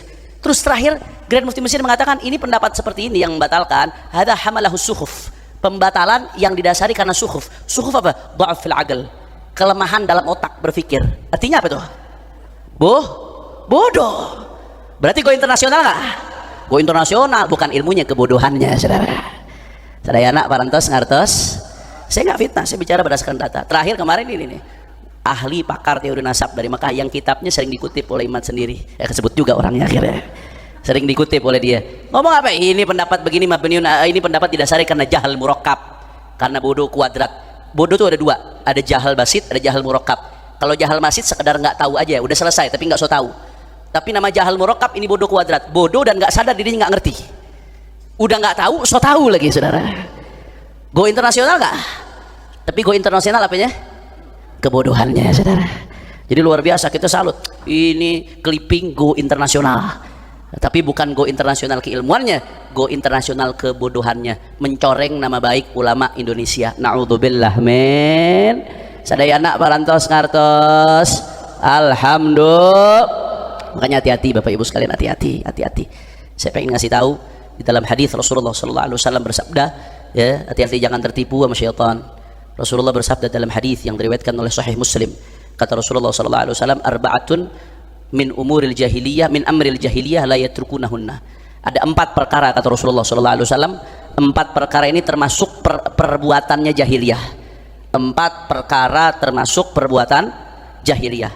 Apa 4 perkara tersebut? Ya, 2 diantaranya yang saya pengen bahas. Yang pertama, al-fakhru fil ahsab, termasuk perbuatan jahiliyah membangga-banggakan nasab. Hanya modal bangga nasab saja, ilmu enggak, akhlak buruk, amal ibadah buruk. Siapapun mau habibnya membanggakan nasab aja, kakek aing, cucu nabi, sholat kagak. Misalkan ada yang seperti itu, misalkan ilmu enggak, akhlak buruk, atau yang cucunya kiai kayak yang cucunya wali, siapapun kalau banggakan nasab tapi tanpa ilmu, tanpa akhlak yang mulia, tanpa amal yang baik, itu merupakan perbuatan jahili. Jelas atau tidak? Faham? Sepakat? Itu nggak bisa, saudara. Saya selalu sampaikan di mana-mana. Bangga-banggain nasab, tapi nggak ditopang dengan ilmu yang baik, amal yang soleh, akhlak yang baik, itu hanya akan memberatkan hisab di hadapan Allah. Man abta'a bihi amalu lam yusri bihi nasabu. Orang kalau amalnya buruk, nasabnya nggak nyelamatin dia. Justru hisabnya diberatin nanti. Kenapa? Ente udah dikasih nasab mulia. Ente orang soleh, kok ente nggak bisa kayak mereka? Malah maksiat. Jangan-jangan engkau yang busuk di antara mata rantai yang mulia ini. Hati-hati. Keturunan-keturunan orang mulia, hati-hati. Kalau nggak bisa ngikutin jejak datuk-datuknya, hanya modal membanggakan nasab, akan memberatkan hisabnya di hadapan Allah Subhanahu wa taala. Itu yang pertama. Yang kedua, kata Nabi, termasuk perbuatan jahiliyah juga, at-ta'nu fil ansab, nyerang nasab orang. Di dalam hadis lain riwayat Sahih Muslim juga Rasulullah mengatakan, "Ithnani fin nasi huma bihim kufrun." Kata Rasulullah, ada 2 perkara, 2 perbuatan. 2 perbuatan ini merupakan bentuk kekufuran. Di dalam syarah-syarah hadis disebutkan min khisalil kufar. Artinya 2 perbuatan ini adalah perbuatan yang biasa dilakukan oleh orang kafir. Berarti minal kabair kalau dilakukan oleh muslim. Apa 2 perbuatan tersebut? Kata Nabi SAW, salah satu diantaranya at-ta'nu fil ansab, ta'an fil nasab, nyerang nasab juga, saudara. Termasuk perbuatan kufar. Jadi kata Nabi, nyerang nasab ini 1 perbuatan jahiliyah, 2 termasuk perbuatan kebiasaannya orang-orang kafir. Ini bukan aing yang ngomong. Kalau omongan aing mah terserah, mau diinjak-injak mah nggak masalah. Yang ngomong baginda Nabi besar Muhammad sallallahu. Jangan disangka keren, nanti lagi maksiat. Beb, bagaimana tuh gambarannya ta'an fin nasab surahnya? Habib jangan ngarang-ngarang dong. Taib, jangan saya yang jelaskan. Nukhallil Imam Al-Hafidh Al-Munawi yubayyin lana. Kita biarkan Al-Imam Al-Munawi menjelaskan untuk kita apa yang dimaksud ta'an fin nasab. Kata Al-Hafidh Al-Munawi dalam kitabnya At-Taisir, begitu pun dalam kitabnya Faidul Qadir, yang dimaksud dengan ta'an fin nasab yang merupakan perbuatan jahiliyah dan merupakan perbuatan kufar, binahwi qadhin fi nasabin thabata fi zahiri syara'. Dalam keterangan lain, bi an yaqul fulan laisa min dzurriyyat fulan, fulan laisa min dzurriyyat fulan. Kata Al-Hafidz Al-Munawi, ta'an fin nasab itu gambarannya menyerang nasab yang sudah dianggap sabit dalam pandangan syariat. Udah jelas dalam pandangan syariat, jelas fulan anaknya fulan, fulan keturunan fulan. Tahu-tahu ada pahlawan kesiangan datang mengatakan fulan bukan keturunan fulan, fulan bukan keturunan fulan. Padahal udah sabit dalam pandangan zahir syariat, itu udah sabit. Itu kata Nabi termasuk ta'an fin nasab, perbuatan jahiliyah dan termasuk perbuatannya orang-orang kafir. Coba kita lihat bagaimana dalam kasus yang lagi ramai, kasus Ba'alawi. Saya sebut aja, saudara. Saya nyebut ini bukan karena butuh pengakuan, hasya wa kalla. Pengakuan itu datangnya dari ulama, bukan untuk bangga-banggaan nasab. Bangga-banggaan nasab kalau tanpa amal yang baik hanya akan memberatkan hisab di hadapan Allah. Tapi kesian kalau ada umat yang sampai ikut-ikutan jatuh dalam dosa ta'an fin nasab, kesian. Yang nggak paham, yang nggak ngerti, kesian, saudara. Coba kita lihat bagaimana dalam kasus Ba'alawi.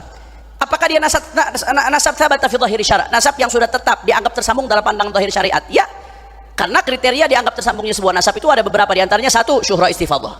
Ketika sudah terkenal dalam masa kurun yang panjang bahwa ini termasuk keluarga Rasulullah SAW, apalagi diakui sama para ulama, pengakuan tersebut ulama berarti mandang itu sesuai standar fikih, itu sudah dianggap sabit fi dhahiri syara'. Yang kedua, kalau diakui oleh para nasabah, khatun nasabah, nggak ada batasan harus zaman tertentu. Nggak ada batasan harus zaman tertentu. Ketika ada pengakuan dari khatun nasabah, para pakar nasab, imam-imam dalam bidang nasab melakukan pengakuan, mengakui, itu berarti sabata fi dhahiri syara', saudara. Apakah nasab Ba'alawi diakui Habib oleh para ulama, para ahli nasab, para ahli fikih, para ahli sejarah? Saya santri, orang bodoh, santri. Juwaihil, bukan jahil lagi, Juwaihil, Tuwailib, santri, bukan kiai, saya bukan ulama. Saya pribadi neliti, ngumpulin itu pengakuan terhadap keabsahan nasab Sadah Ba'alawi, atau status mereka sebagai Sadah, atau status mereka sebagai Ashraf, atau status mereka sebagai Husaini, keturunan Sayyidina Husain bin Ali bin Abi Thalib radhiyallahu taala anhu arda. Saudara, itu saya ngumpulin nggak kurang dari 140 kitab yang ditulis oleh ulama non Ba'alawi, di luar Ba'alawi, nggak kurang dari 140 kitab. Itu yang saya pribadi kumpulin. Di Oman ada lagi ulama yang ngumpulin tuh 170 yang dia dapat. Saya 140, dia 170. Saya ranking 2 berarti saudara. Dia ranking 1. Cuman dia ulama, saya tolib, santri markas syariah. Siapa aja di antara yang ngakuin? Ulama-ulama besar. Ada Imam Al-Janadi dalam kitabnya Suluk fi Tabaqatil Muluk ngakuin Ba'alawi, ketersambungan nasab mereka. Ada ulama namanya Al-Khazraji dalam kitabnya Al-Iddul Fakhir ngakuin. Ada ulama namanya saudara Asy-Syarji Az-Zabidi pengarang Tajridus Sharih. Kalau yang ngaji di pondok-pondok salafiyah itu ada Mukhtasar Sahihul Bukhari namanya Tajridus Sharih, Mukhtasar Sahihul Bukhari. Itu dibaca di banyak pondok-pondok salafiyah buat pasaran biasanya. Itu beliau punya kitab lain namanya Tabaqatul Khawas Ahli Sidqi wal Ikhlas. Di situ beliau ngakuin nasab Ba'alawi, bahkan beliau nyebutnya Sayyidina Abu Bakar bin Abdullah bin Abu Bakar. Itu yang dikenal dengan Al-Idrus dengan tanggal wafatnya lengkap disebutin. Ada kitab namanya Tuhfatuz Zaman fi Tarikh Sadatil Yaman yang ditulis oleh Imam Husain bin Abdurrahman Al-Ahdal. Husain bin Abdurrahman Al-Ahdal menulis Tuhfatuz Zaman ini bukan kitab kaleng-kaleng kalau anak zaman sekarang. Ini kitab Tuhfatuz Zaman diakui oleh Ibnu Hajar Al-Asqalani. Jadi kata Imam Sakhawi muridnya Ibnu Hajar Al-Asqalani, Khatimatul Muhadditsin, Khatimatul Huffaz Ibnu Hajar Al-Asqalani, itu kata Al-Sakhawi, Al-Imam Ibnu Hajar Al-Asqalani menjadikan kitab Tuhfatuz Zaman sebagai salah satu rujukannya dalam bidang sejarah. Di dalam Tuhfatuz Zaman diakui nasab Ba'alawi, bahkan Faqih Muqaddam disebutkan di situ Muhammad bin Ali Ba'alawi, awal man tasawwaf min Bait Al-Abi Alawi. Situ disebutkan saudara. Pas sampai di situ, saya kalau udah bahas ini naik darah urusannya apa jadi ya. Lanjut apa jangan ini? Udah mau zuhur, lanjut apa jangan? Masih semangat? Takbir. Di antaranya lagi siapa? Imam Abdurrahman Al-Khatib yang ngarang Jawharus Syaffaf. Aba Makhrama sahib Qiladatin Nahar, ulama Hadramut sendiri. Wah, kalau ulama Hadramut nggak kehitung dah. Di antaranya Ibnu Hajar Al-Haytami, ulama kebanggaannya Syafi'iyah. Tadi kita ngaji Fathul Mu'in sama guru kita Kiai Cucur Nasai dan juga sama guru kita Kiai Maksum yang lagi sakit, mudah-mudahan disembuhkan oleh Allah Ta'ala. Di Fathul Mu'in itu kalau dikatakan qala syekhuna, siapa yang dimaksud syekhuna? Ibnu Hajar. Itu kitab kebanggaannya Nusantara. Syekhuna siapa? Ibnu Hajar Al-Haytami. Ibnu Hajar dalam kitabnya Sabat begitu nyebutin salah satu guru beliau dari kalangan Ba'alawi Sayyidina Abu Bakar bin Abdullah Al-Idrus Al-Akbar. Itu beliau menyebutkan sanad ini, sanadnya isinya Ba'alawi itu. Kata beliau sanad ini termasuk sanad yang kenapa? Karena isinya adalah Ahlul Bait. Beliau nyebut Ba'alawi Ahlul Bait, keluarganya Rasulullah SAW. Ibnu Hajar Al-Haytami. Terus As-Sakhawi dalam kitabnya Ad-Dawul Lami' juga demikian. Al-Imam Amir As-San'ani. Amir As-San'ani tahu pengarang apa? Subulus Salam, Syarah Bulughil Maram. Itu punya satu kitab. Di kitab tersebut beliau nulis saudara, kitabnya masih maktut tentang masalah-masalah yang muttafaq antara Ahlus Sunnah dengan Zaidiyah. Di situ disebutkan mereka ketika menyebutkan Ba'alawi, kata Amir As-San'ani apa? Mereka adalah Ahlul Bait bila raibin aqlan wa syar'an wa 'urfan. Itu Amir As-San'ani omongannya.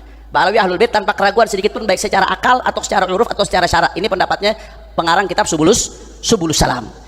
Begitu juga ada Ibnu Imad Al-Hambali dalam kitabnya Syadaratul Dhahab. Begitu juga ada Al-Muhbi dalam kitabnya Khulasatul Athar. Bahkan Al-Muhbi ini ulama besar sejarah dari Dimashq.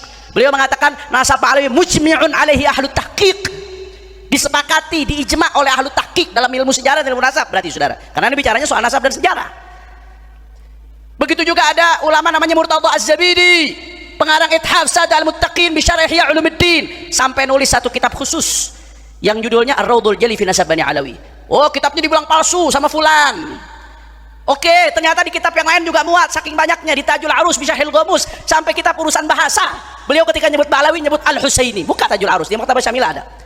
Cari Ba'alawi Husaini ketemu saudara. Begitu juga wah masih banyak ulama-ulama lain. Siapa lagi di antaranya? An-Nabhani. An-Nabhani sampai mengatakan An-Nabhani ini yang ngarang Wasailul Usul ila Syama'il Rasul.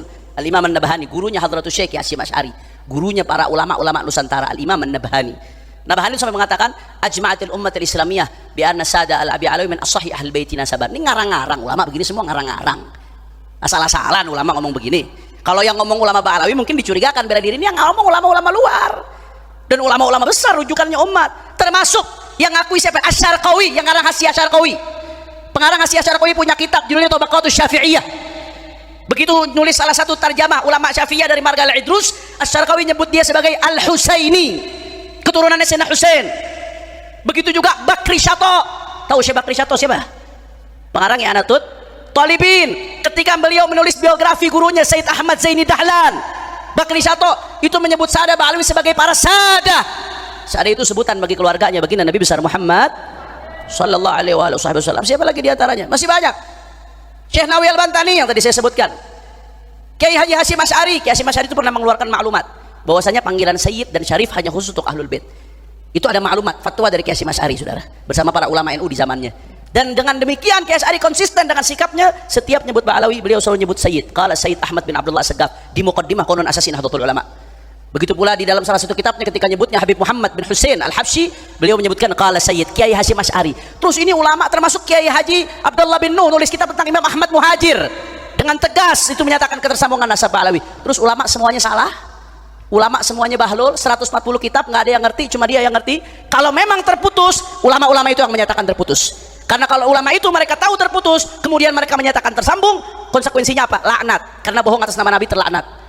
Karena menyambungkan siapa yang bukan bapaknya terlaknat. Kalau memang terputus, mereka yang akan menyatakan terputus. Kenapa mereka rame-rame menyatakan tersambung? Karena menurut mereka ini tersambung, menurut standar syariah, menurut standar ilmu nasab, menurut standar ilmu syarah. Yang ngomong terputus hanya dia.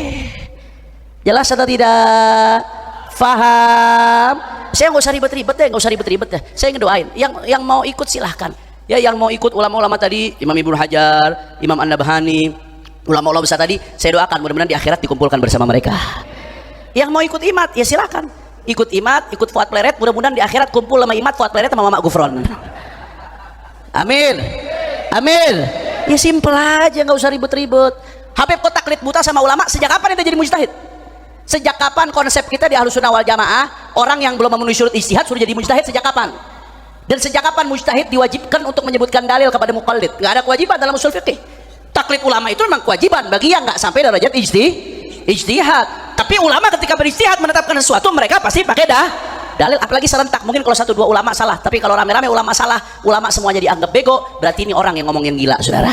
Kira-kira jelas atau tidak? Faham? Insya Allah. Maka udah deh, udah nggak usah pakai aneh-aneh, ya, nggak usah pakai aneh-aneh. Ikuti ulama-ulama kita yang dulu, ulama-ulama Ahlus Sunnati wal Jamaah. Udah jelas semuanya. Menurut standar ilmu nasab udah jelas, menurut standar ilmu fikih syariat jelas. Yang nggak nyambung cuma menurut standarnya Imad bin Sarman. Siapa yang wajibin kita ikut standar dia, saudara? Dia mau neliti nasab tapi nggak mau ikut kaidah ilmu nasab. Mau neliti nasab orang yang berkaitan dengan syariat tapi nggak mau ikut standar syariat, bikin standar sendiri dia, saudara. Sama kayak orang mau bicara nahu tapi nggak mau ikut kaidah nahu. Sama orang bicara fikih tapi nggak mau ikut kaidahnya fikih. Sama orang bicara ilmu bahasa, ilmu mantek, nggak mau ikut kaidahnya mantek. Kira-kira kalau begitu jadinya ngawur apa kagak? Liar ente? Jelas atau tidak? Faham? Terakhir sebagai penutup saya teringat perkataan Imam Zufar. Kata Imam Zufar ini salah satu ulama madhab Hanafi.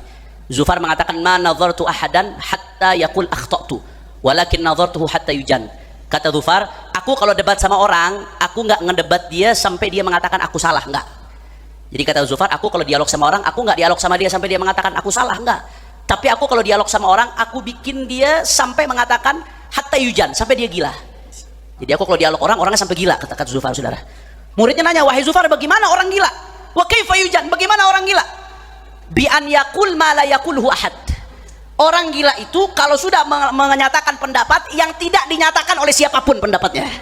Ulama pendapatnya semuanya rame-rame masyrik, tahu-tahu setelah 1000 orang Ubaidillah bin Ahmad muncul satu orang pendapatnya ke maghrib. Beda sama ulama, bukannya bangga, eta namina edan. Jelas ente? Yang saya ngomong ini bukan hinaan, cacian. Ini istilahnya ulama. Orang punya pendapat yang beda dengan pendapat semua ulama. Itu bukan keren, itu gila, itu edan. Ya, nggak usah ikut-ikutan orang edan, cukup yang ngomong sama semut biar dia edan sendiri, saudara.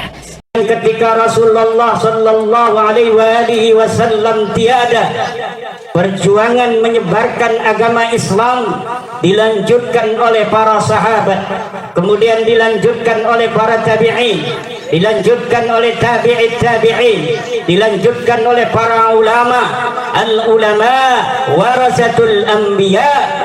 Para ulama adalah pewaris para nabi. Agama Islam bukan agama nasab. Agama Islam adalah agama ilmu.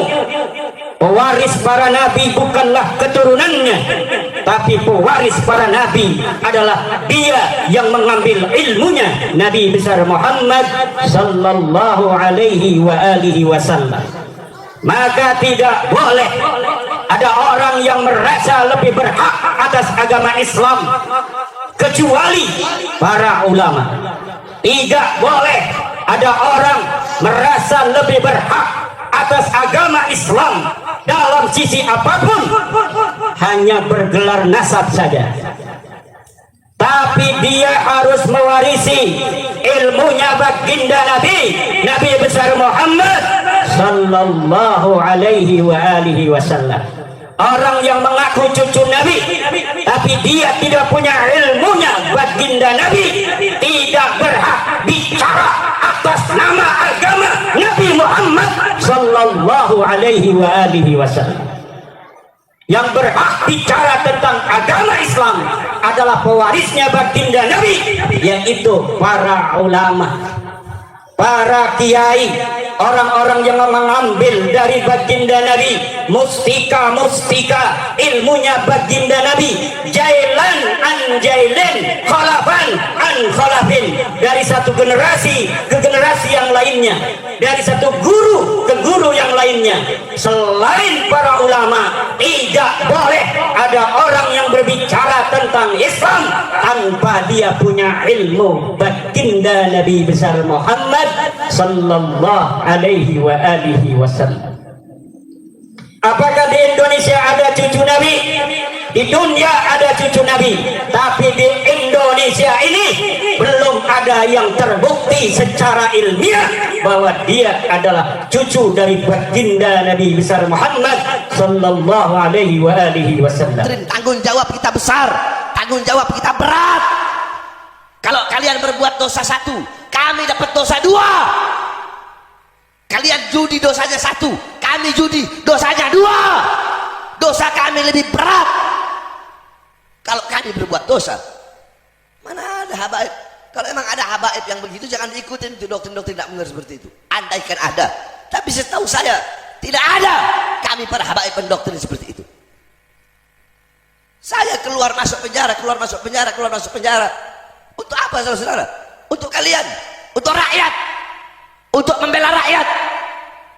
Diborgol tangan saya, diborgol perut saya, diborgol kaki saya. Untuk apa? Membela rakyat. Kalian yang suka memecah belah, habaib dan kiai mau kalian pecah belah, sok merasa paling pintar. Apa yang telah kalian perjuangkan? Udah masuk penjara, udah pernah ditembak, udah pernah mau dibunuh. Giliran saya datengin kabur, nantangin saya datang sendiri kabur. Jadi jangan pecah belah umat yang sudah damai. Betul.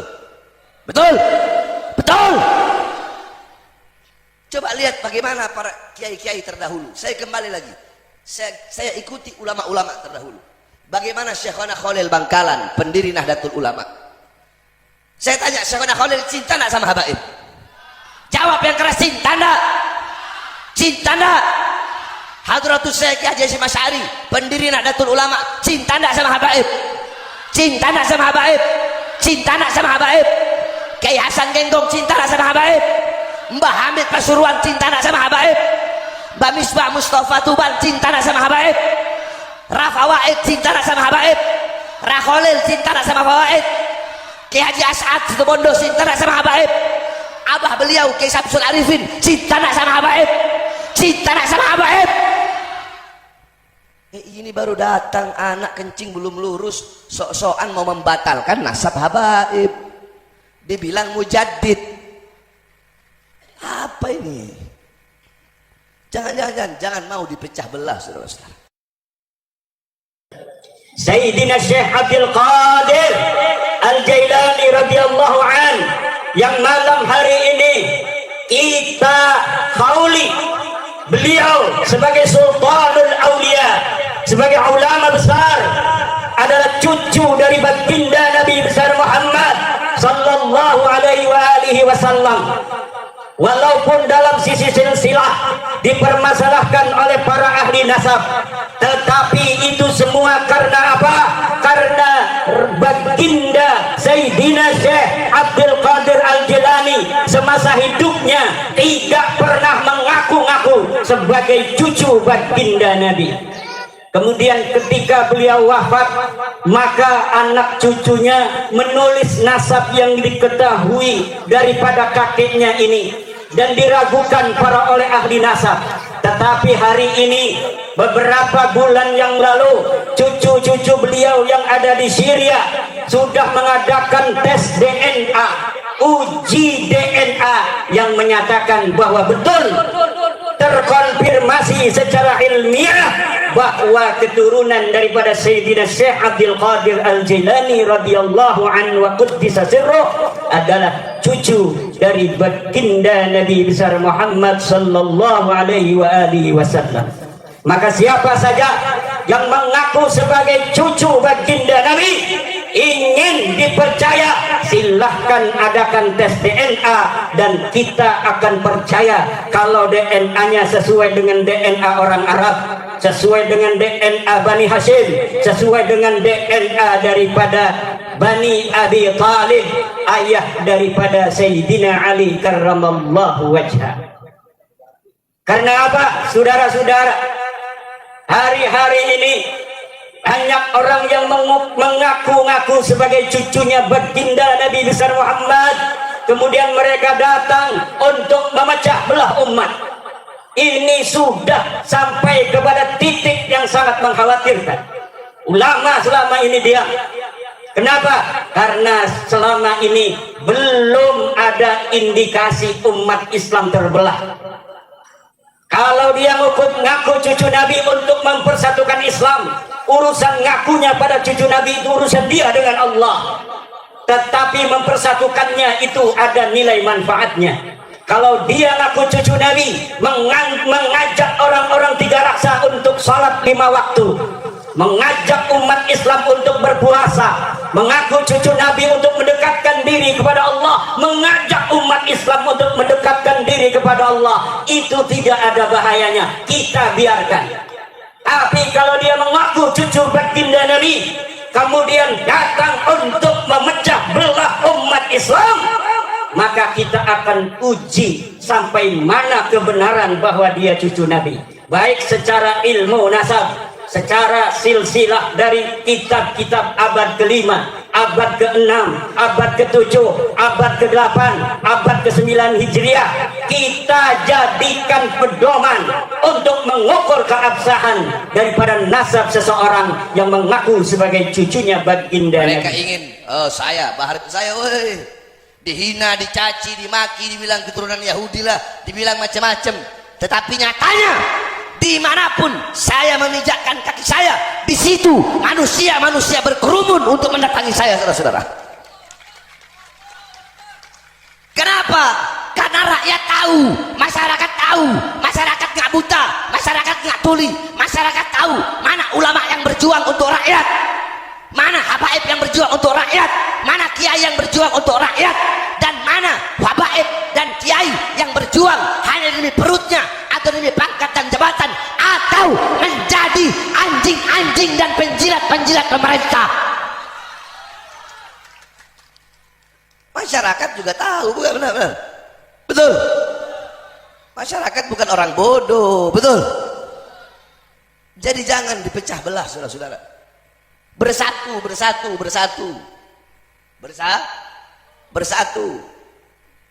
Walaupun beda-beda majelis taklim, walaupun beda bendera, tetap bersatu. Walaupun hanya berbeda masalah furu'iyah, tetap bersatu. Berbeda masalah thariqah, tetap bersatu. Umat Islam harus bersatu. Kita yang Islam disatukan dengan keislaman. Yang di luar Islam, yang Kristen, yang Buddha, yang Hindu, yang Katolik, walaupun mereka bukan saudara seagama, tapi mereka saudara sebangsa. Satu bendera merah putih, satu Pancasila, satu UUD 45, satu negara kesatuan Republik Indonesia.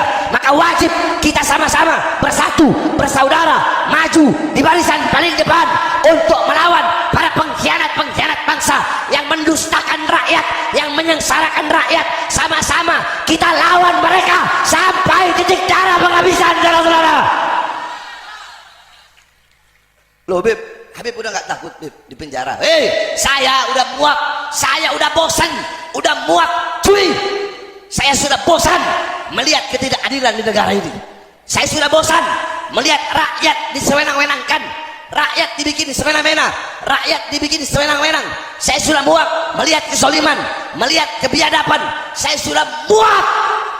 Jadi saya nggak peduli dah kalian mau penjara kek, kalian mau racun kek, kalian mau tembak kek, kalian mau bunuh kek. Jangankan hanya di penjara.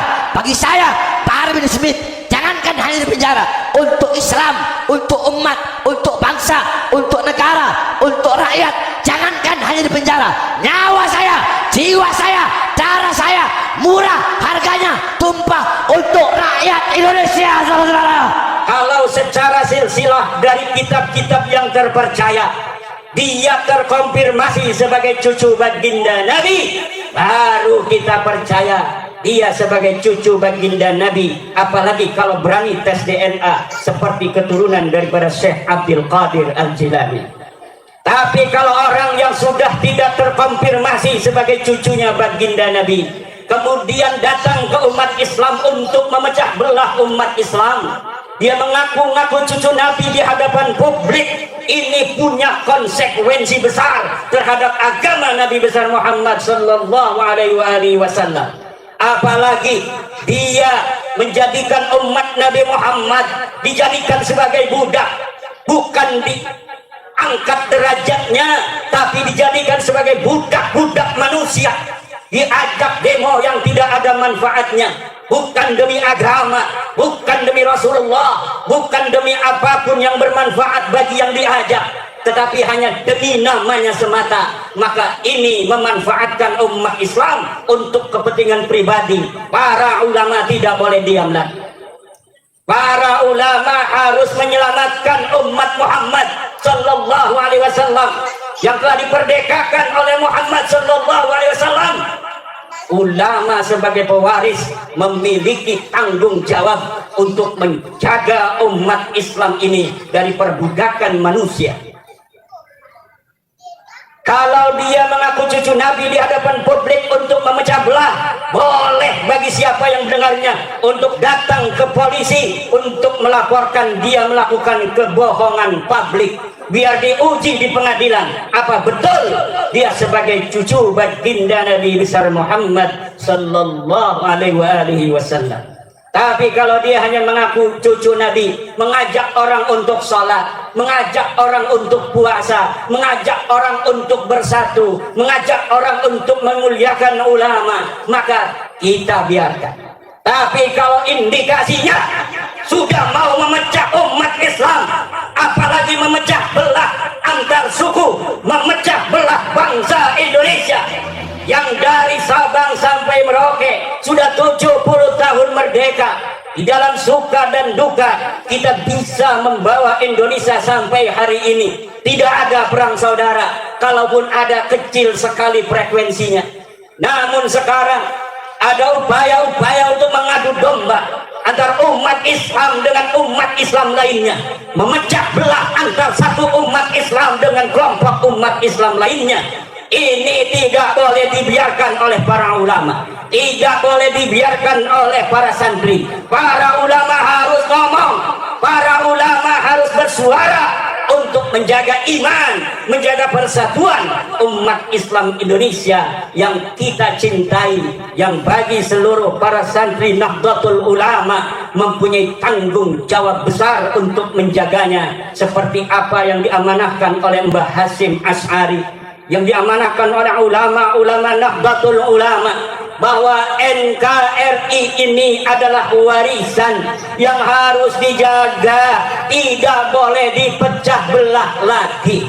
Tidak boleh ada upaya untuk memecah belah antar umat Islam. Tidak boleh ada upaya untuk menjauhkan para kaum muslimin dari ulama. Ini indikasi menjauhkan umat Islam dari ulama pun sudah ada. Untuk dia mengambil para umat ini untuk dijadikan budak-budaknya, kemudian diajak untuk berdemo, diajak untuk berbuat sesuatu yang dapat mengganggu keamanan dan ketertiban bangsa Indonesia ini. Haul Syekh Abdul Qadir pada hari ini, pada malam hari ini, dan maulidnya baginda Nabi besar Muhammad sallallahu alaihi wasallam. Saudara-saudara, sebelum saya tutup, Saya dengar ada yang mau sweeping habaib katanya. Hah? Kalau mau sweeping habaib, sweeping Bahar bin Smith dulu. Nggak usah jauh-jauh. Datang Pondok Pesantren Tajul Alawiyin, Desa Pabuaran, Kecamatan Kemang, Bogor. Sweeping Bahar bin Smith. Jadi jangan kalian bikin istilah pribumi non pribumi. Bangsat. Dalam tubuh saya bukan hanya mengalir darah Rasulullah. Saya punya ibu. Itu bukan syarifah. Saya punya ibu, darahnya ada darah suku Bajo, ada darah suku Buton, ada darah Minahasa, ada darah Flores. Saya punya abah, punya nenek, itu ada darah Ternate. Saya punya abah, punya kakek, punya ibu, itu ada darah Sanger Manganitu. Jadi ada 7 darah Indonesia Timur dalam tubuh saya. Jadi nggak usah mau pakai sok-sokan pribumi. Kalau bilang pribumi, saya juga pribumi. Jangan. Nah, ini yang kayak begini-begini yang bikin rusak Indonesia, betul. Jadi kalau kalian bilang mau sweeping habaib, nggak usah habaib yang lain, jangan. Datang aja ke Ponpes Tajul Alawiyin. Kalau nggak pulang tinggal kepala, bukan saya Bahar bin Smith. Mari kita dijadikan sebagai momentum kita untuk meningkatkan kecintaan kepada baginda Nabi besar Muhammad sallallahu alaihi wasallam. Dengan apa? Mencintai beliau, mencintai agama beliau, mencintai ajaran-ajaran beliau yang secara lumintu mutawatir, sanadan an sanadin, dijaga oleh para ulama-ulama kita, dijaga oleh para kiai-kiai kita, aman, tentram, penuh dengan penghormatan antara sesama. Tidak ada manusia yang merasa lebih tinggi dari manusia lainnya kecuali dengan ilmu. Tidak ada yang lebih merasa mulia kecuali dengan takwa. Itulah ajaran agama Allah. Inna akramakum indallah atqakum. Sesungguhnya yang paling mulia di antara kalian adalah orang yang paling bertakwa. Kalau mau mulia, bertakwalah. Kalau mau tinggi pangkatnya, maka berilmulah. Yarfa'illahu alladhina amanu minkum walladzina utul ilma darajah. Selain takwa dan ilmu dalam agama Islam tidak dicatat. Bisa jadi ulama besar, anak kita bisa jadi presiden, anak kita bisa jadi pemimpin-pemimpin masyarakat, pemimpin-pemimpin bangsa, pemimpin-pemimpin negara, bukan karena nasabnya. Siapapun dia, anak siapapun dia, kalau dia berilmu, dia bisa jadi Bupati Tangerang. Kalau dia berilmu, dia bisa jadi camat Tiga Raksa. Kalau dia berilmu, dia bisa jadi Gubernur Banten. Kalau dia berilmu, dia bisa jadi pengganti Bapak Joko Widodo. Amin.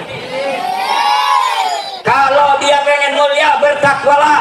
Kalau dia sholat, kalau dia puasa, amar ma'ruf nahi mungkar, maka dia akan menjadi orang yang mulia. Bukan karena nasabnya, tapi karena takwanya. Tinggi pangkatnya bukan karena nasabnya, tetapi karena ilmunya. Ini yang harus diajarkan kepada umat Islam seluruh Indonesia. Anak-anak kita tidak boleh belum apa-apa sudah pesimis karena banyak ajaran-ajaran nasab. Semuanya bicara nasab. Kalau mau ngomong nasab, tuh Ketua PCNU Kabupaten Tangerang, cucu Sultan Maulana Hasanuddin Kiai Icak Subandi. Pernah enggak kalian mendengarkan? Anda dengarkan kalian bahwa Kiai Encek mengaku-ngaku di hadapan publik bahwa dia cucu daripada Sultan Hasanuddin. Mungkin orang Tiga Raksa aja nggak ada yang tahu. Kenapa? Karena bagi ulama tidak ada nasab itu diunggulkan. Bahkan dia tawadhu, penuh dengan takdim kepada umat, penuh takdim kasih sayang kepada umat. Itulah yang diajarkan. Bukan belum apa-apa bicara nasab, bukan belum apa-apa orang harus hormati saya karena saya cucu dan raja, karena saya cucunya raja, karena saya turunannya baginda. Tidak boleh ada yang demikian lagi di negara Republik Indonesia. Selain tidak ada ajaran Islamnya, tidak sesuai dengan Pancasila, sila kedua, kemanusiaan yang adil dan beradab. Karena sudah malam, kita ceramahnya marah-marah. Karena saya sudah berniat tidak mau lama. Karena kita sudah dapat barokah yang luar biasa dengan barokah daripada Ustadz Asbihani. malam hari ini menjadi media kita untuk mencintai baginda Nabi besar Muhammad sallallahu alaihi wasallam. Ya Abul Batul ishhad ya Abul Batul bi annana nuhibbuka ya Rasulullah. Ya Ali ishhad bi annana nuhibbuka ya Ali. Ya Hasan ishhad bi annana nuhibbuka ya Hasan. Ya Husain ishhad bi annana nuhibbuka ya Husain. يا سيدي الشيخ عبد القادر الجيلاني يا سيدي الشيخ عبد القادر الجيلاني يا سيدي الشيخ عبد القادر الجيلاني اللهم إني أتوجه إليك وأتوسل بسيدي الشيخ عبد القادر الجيلاني رضي الله عنه اقضي لي حاجتي سلامة المؤمنين والمؤمنات والمسلمين والمسلمات من البلواء يا الله يا رحمن. على الكافي صلاة الله على الشافي سلام الله بمحيي الدين يخلصنا من البلواء يا الله. على الكافي صلاة الله على الشافي سلام الله بمحيي الدين يخلصنا من البلواء يا الله. على الكافي صلاة الله على الشافي سلام الله بمحيي الدين خلصنا من البلوى ya Allah. Ya Allah, musibah yang kau berikan kepada saudara-saudara kami umat Islam di Cianjur ya Allah telah membuat kami iktiraf di hadapanmu bahwa kami penuh dosa ya Allah. Kami umat Islam seluruh Indonesia mendoakan saudara kami ya Allah yang di Cianjur agar yang meninggal engkau terima, engkau ampuni dosa-dosanya. Yang masih hidup engkau berikan kesabaran. Yang kehilangan rumah ya Allah, ganti rumah yang lebih baik dari rumah yang mereka tempati sebelumnya ya Allah. Harta benda yang hilang ya Allah, ganti segera dengan harta benda yang berlimpah ruah dan penuh barokah. Dan kami memohon jangan kau timpakan kembali musabah itu kepada mereka. Berilah mereka afiat ya Allah. Bijahi Nabiyyika Muhammadin sallallahu alaihi wasallam indaka wa bijahi Sayyidi Syekh Abdul Qadir Al-Jilani radhiyallahu indaka ya Allah ya Rahman. Irhamna irham hadhihi al-ummatul Muhammadiyah ya Allah. Irham hadhihi al-ummatul Muhammadiyah ya Allah. Irham hadhihi al-ummatul Muhammadiyah ya Allah. Wallahul muwaffiq ila aqwamit thariq. Wassalamu alaikum warahmatullahi wabarakatuh.